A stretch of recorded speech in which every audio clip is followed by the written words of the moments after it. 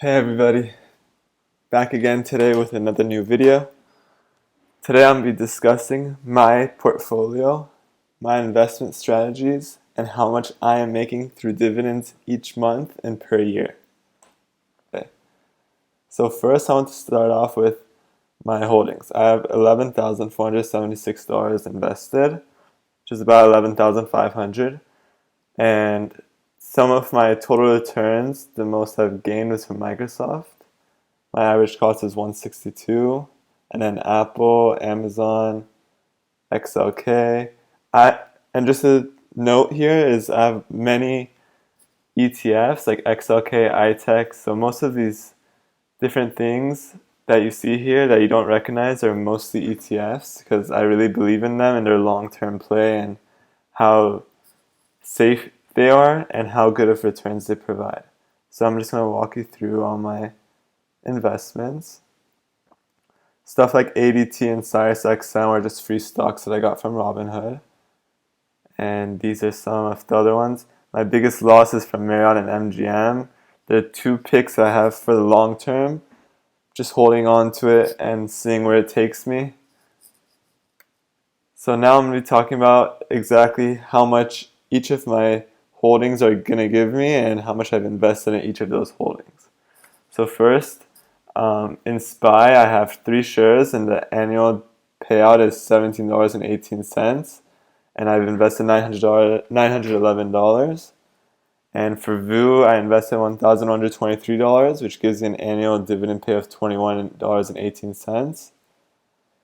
These numbers are very interesting because I also calculated the percentage they give me, and SPY gives me about 1.82%, while VU gives me 1.52% back per year on my return, as well as each has gains or even losses at times.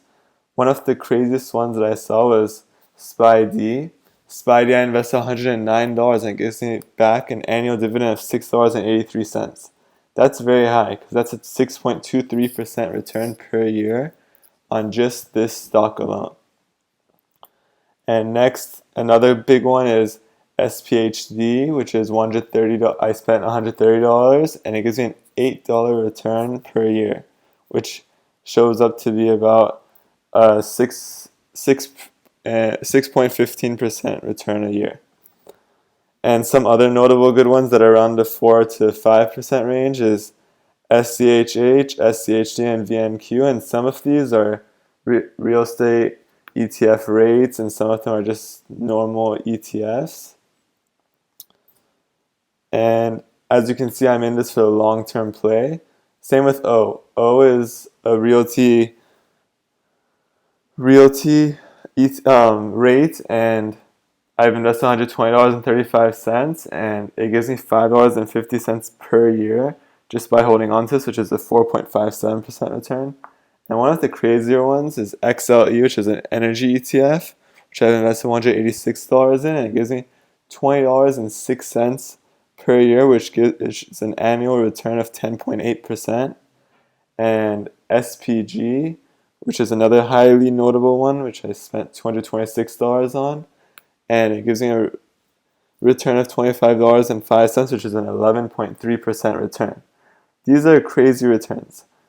And two stocks that are not currently paying dividends, which usually would be, are Disney, which has a pretty good dividend usually, and Marriott.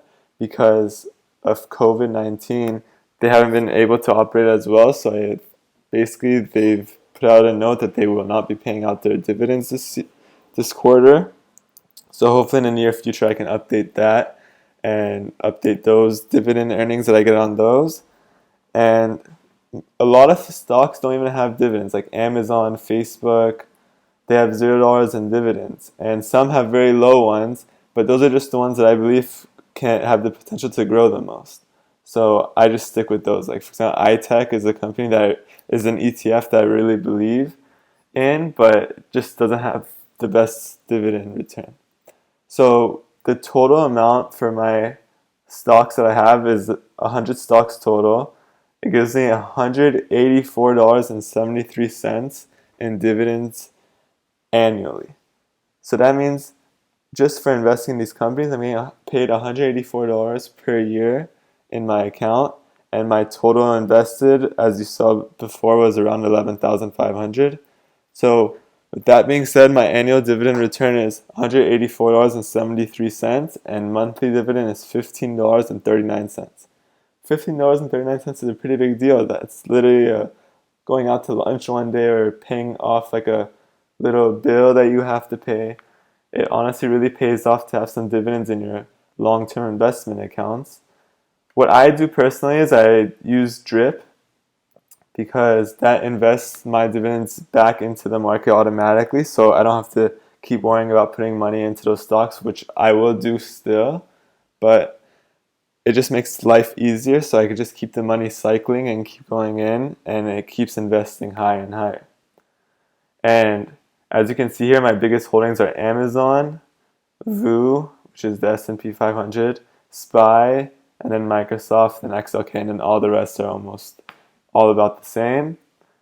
And if you guys have any questions, please drop it down below in the comments. If you have any questions, or if you wanted to get started with Robinhood today, I've dropped my link in the description below. Please use it. You'll get a stock value up to $500. And tell me what your favorite dividend stocks are down below in the comments. And don't forget to smash that like button and